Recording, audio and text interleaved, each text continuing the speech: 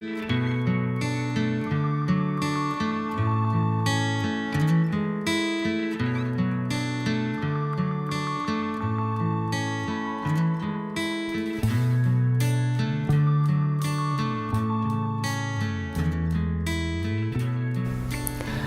our dear clients. Today we have a beautiful interview with our doctor, Professor Ruslan Sobolev, and he was so kind to answer our questions, and I hope you will enjoy this interview and get a lot of information about the process of fertilization, surrogate mother, egg donors, and some more interesting questions. So the first question is, can you tell something about yourself, something interesting about your experience in reproductive technologies, in reproductive medicine?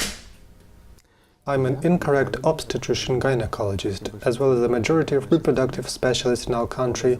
I'm an obstetrician gynecologist by training. There is no such specialty as reproductive medicine. There are obstetrics and gynecology. There are specialists in ultrasound diagnostics. Incorrect because somehow in my life I didn't find love for obstetrics. But suddenly I have discovered that it is very interesting for me to take part in the process of creation.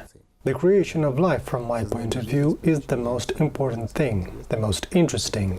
And when I realized this quite early in 1996, I became interested in this. Therefore, when I managed fortunately to make my way to the classes of Professor Michelmann in Göttingen, Germany, there for the first time I did ICSI. He was a great man. His micromanipulator. By that time we had already bought the real Eppendorf micromanipulators, beautiful, electronic, and his micromanipulator was made of textolite boards. Plastic boards that were inserted disposable syringes instead of all those pumps. And then he twisted his hands on an old microscope, and yet he was one of the first in the world who did ICSI. He was a great enthusiast, absolutely wonderful man.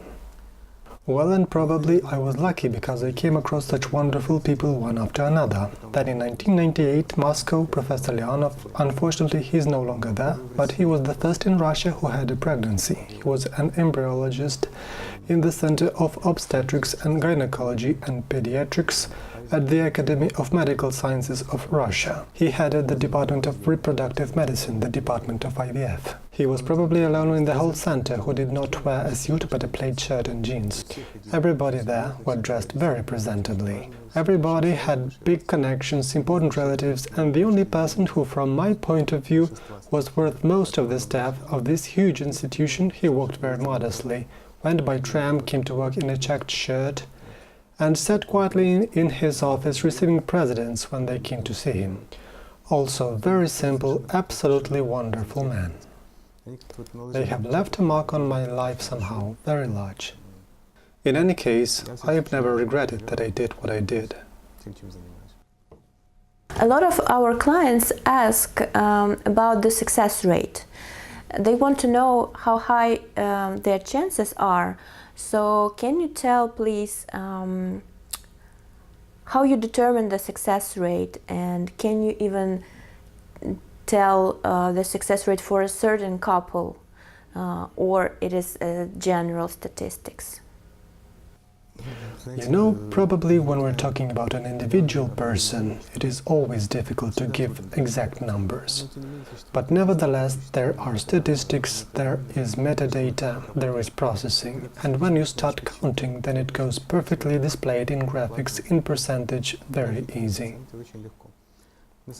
In fact, the donor and surrogate mother couple is the most effective couple which only exists in reproductive medicine. So when I'm asked about the percentage, I can only say 55–60%, knowing myself in my mind that I can easily give them 10% more without straining.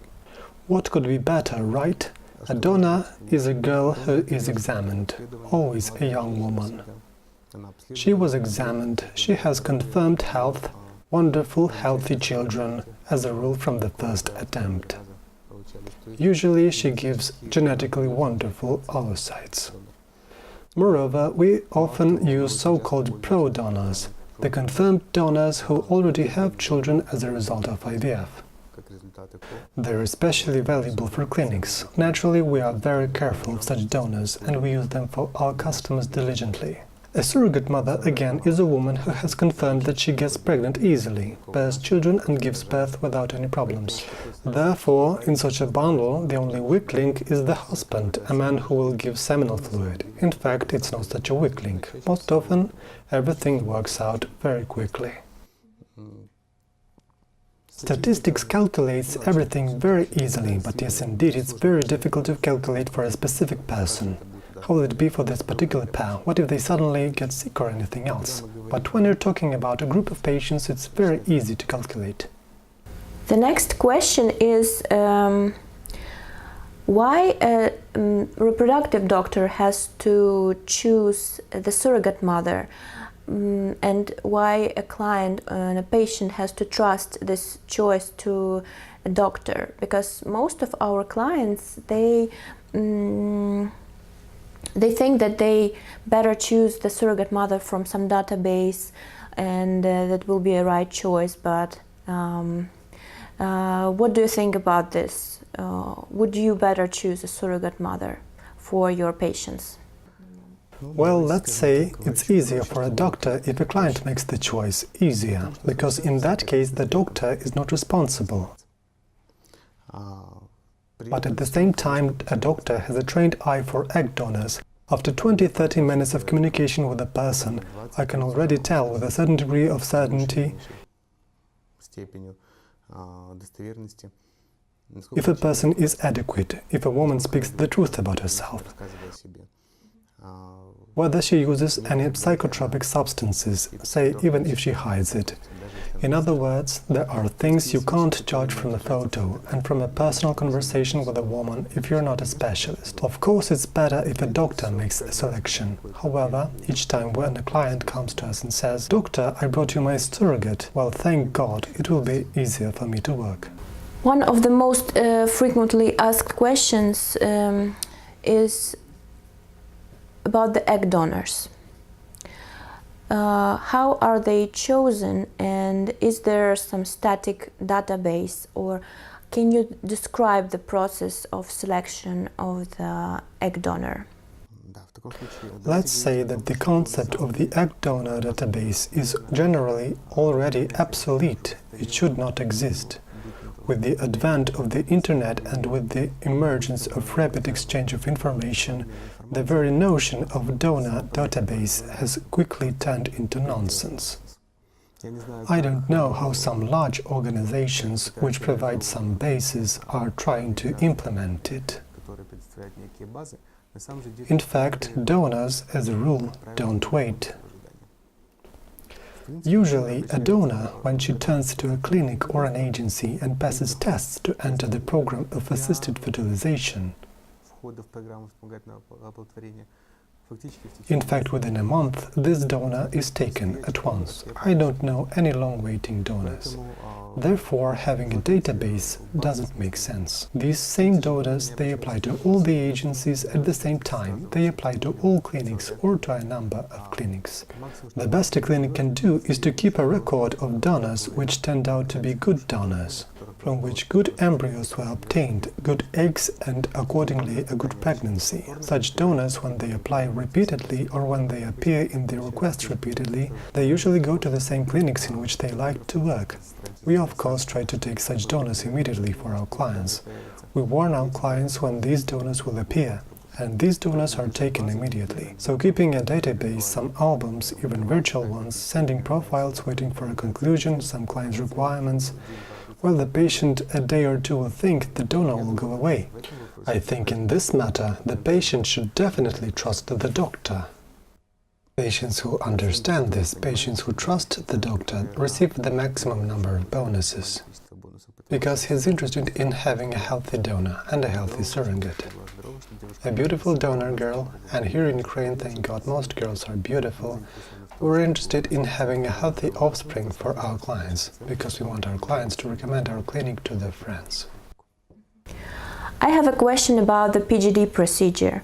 A lot of our clients ask if this procedure is recommended before the embryo transfer, and what can you tell about the side effects of PGD? Let's put it that way. If the financial capabilities of the client allow that, I'm totally for it. It somehow increases the chances. Of course, it gives us the opportunity to select those embryos which are chromosomally healthy.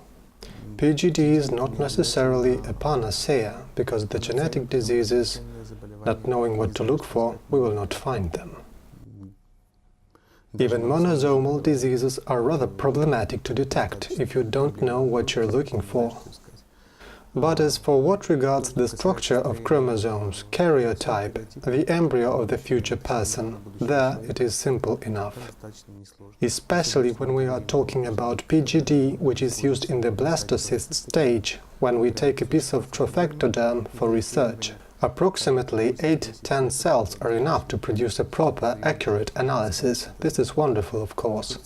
To some extent, I envy doctors in those countries where this is a mandatory procedure. Unfortunately, in our country, it's not mandatory yet. Perhaps for the time being the authorities cannot afford such preferences for their residents, but I would be all for it. Many people ask if there are any side effects from PGD. There are some scary stories on the internet that a child can be born without a hand or a foot. My God. The internet does its job. People ask me this question: will the child be normal after PGD? They take a cell and do some invasive intervention when something is torn from the embryo. That's why people are frightened to do PGD. Is it worth it?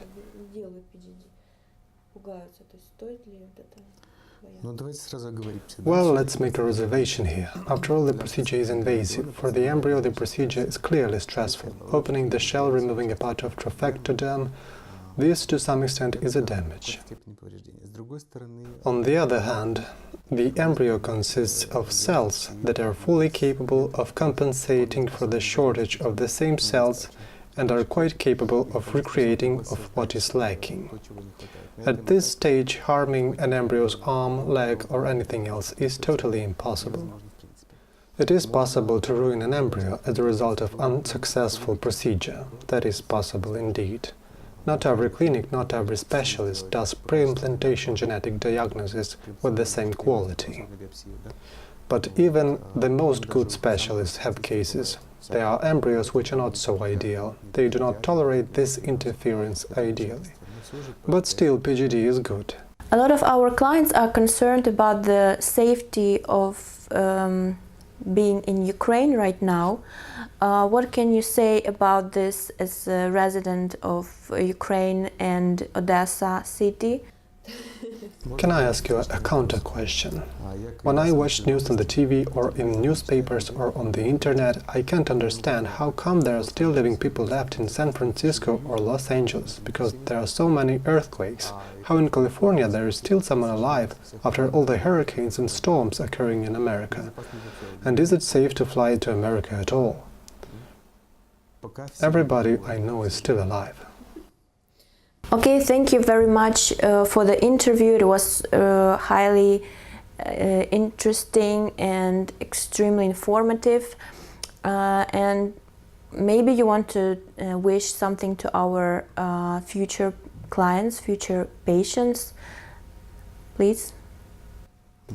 In my opinion, we have built the best clinic for patients. We are quite aesthetic. We do not hang flowers and pictures on the walls, but we have managed to provide high-quality equipment. We were able to provide employees who are able to do their job very, very well on this equipment. And I know for sure that we really can perform any auxiliary reproductive technology, any procedure in this area, with the highest quality. So come to us. Thank you very much. Welcome to Odessa. We invite you to our beautiful clinic and hope we can help you become parents very soon. I'm really happy that we had a chance to have such a beautiful interview with our reproductive doctor, Professor Ruslan Sobolev, one of the best doctors in Ukraine in this field. He was the first doctor that began IVF in Ukraine, and I think you can understand what experience he has. It was extremely informative for me, and I hope it was informative for you. Thank you for your attention, that you had a few minutes to watch the video, and good luck.